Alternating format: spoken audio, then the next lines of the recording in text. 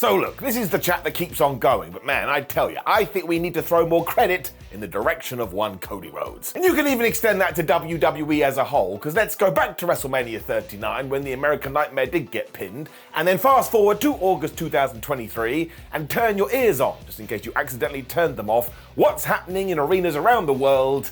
That's right, he's getting bigger reactions than ever.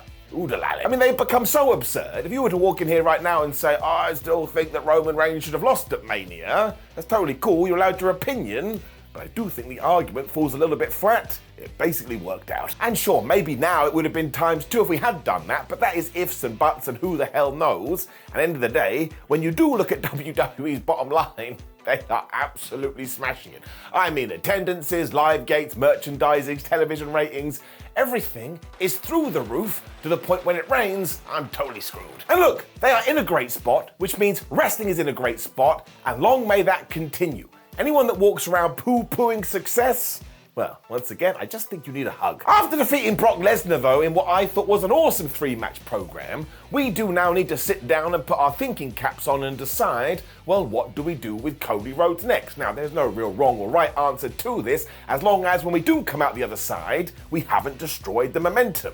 Ah, precious momentum. Because if we do play our cards right, that'll be an interesting game to play, you may be about to create John Cena 2.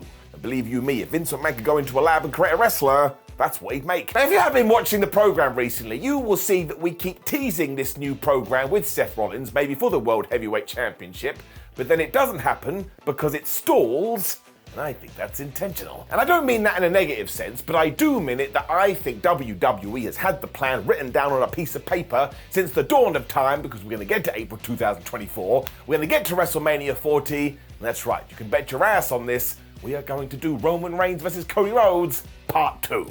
Everybody loves a sequel. Because WWE knew that Roman would win at WrestleMania 39. They knew they'd get to Money in the Bank and the Usos would pin Roman Reigns. They knew they'd then get to the SummerSlam and Jey Uso would do what he did. And they know that at some point Solo Sikoa is going to turn on the Tribal Chief, and they know they're probably going to do that match at the Royal Rumble. Then you may even get a Bloodline 4-way at some point, and my word, that will make me do the dance of joy. And I bet Triple H does have this written down on his magic piece of paper. And for the first time in a while, what we did is we came up with a plan and we didn't deviate. And look, I've been watching WWE for the past 20 years and they love to deviate, which is another reason I ain't gonna moan about it. Because even if some people are done with this, which is totally cool, once again, when we go back to the statistics, well, the majority are not, and they're still loving it. Like McDonald's. And what I really want to happen is that all of this should bleed, there's an ironic word, down the rest of the card. I mean, Sheamus discussed this in an interview he did recently, where he was all like, well, we all need stories like the Bloodline,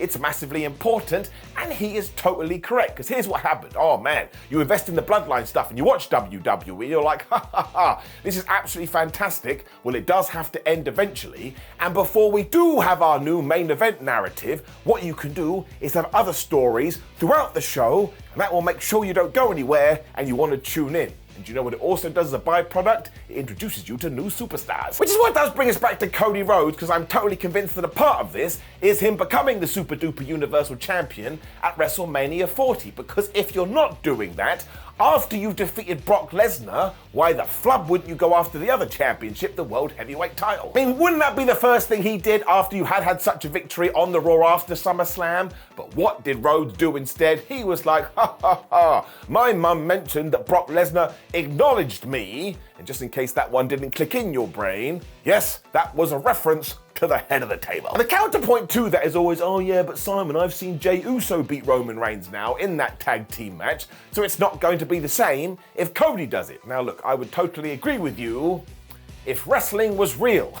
I don't want to be that guy, but it's not, because stories are front and center of this nonsense. I mean, there is a competitive aspect to wrestling, but not in that sense. So if Roman does walk into WrestleMania 40 as a sad panda because he lost his bloodline, and he lost his friends, and he lost his advocate, and he lost his wise man, and all he has left are these trinkets, and then he loses those too, well, that's wonderful. And it's a good life lesson. Don't be a dick. And Cody can still become the man, Roman can still cry, and it gives you two amazing directions throughout 2024. And don't forget, we are trying to build multiple stars here. We're not relying on one. Also, let's go back to earlier. You've seen the reactions the American Nightmare's been getting.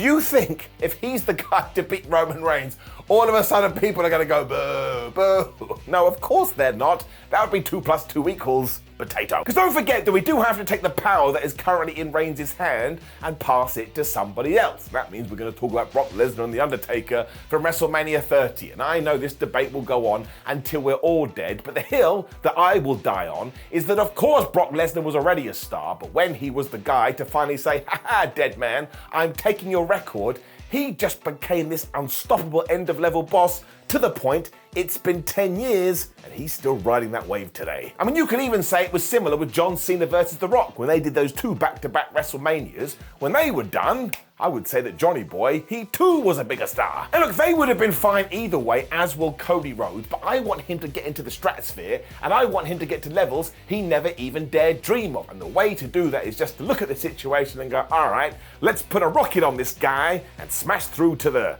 alternative dimension of joy. And who doesn't want to be there? I'm also convinced in around about 18 months' time, Roman Reigns probably will go explore Hollywood, and more power to him, he should do that. But that's why you need another guy ready to go. And who is in that position, or who's best suited to that position? Well, you've already figured it out because you are smart. It's Cody Rhodes. And I know that's the obvious choice, but sometimes in life, the obvious choice is the right one. Like if someone gives me a sandwich, I don't want to stick it up my ass. I want to eat it, because again, obvious choice. I also do think when you look across the rest of the roster, there's nobody that ticks that box as much as him. And sure, you could give it to a Bron Breakker or Carmelo Hayes. They should be put on the main roster and also pushed to the moon.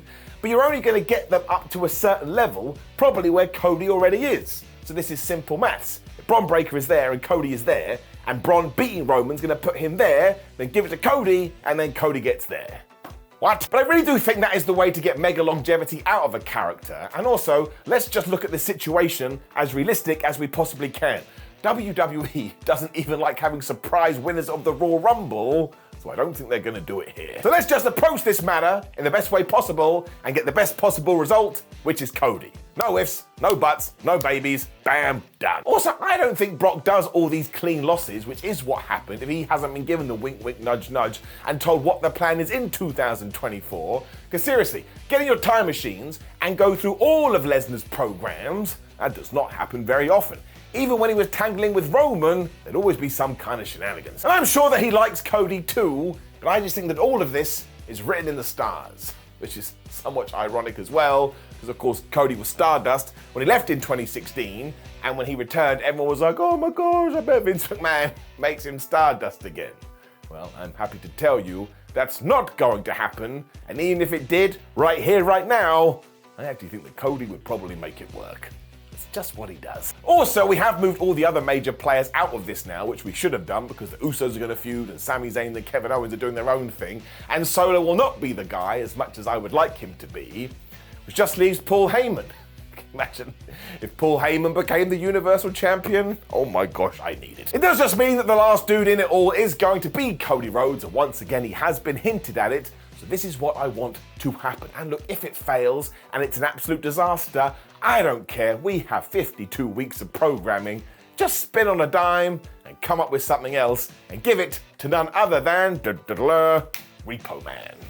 You know it makes sense. Now, of course, this is going to have sparked everybody off, so make sure you get in the comments and let me know what do you think about all of this and what should we do with Cody and Roman, blah, blah, blah. Then look, there's another why/how video on the screen. Give it a click. Then go to whatculture.com, follow us on social media, but most importantly, enjoy professional wrestling, because that's what it's there for, to entertain you, and you don't want to be a sad panda like that Roman Reigns will be in April 2024. Have a great day. See you soon.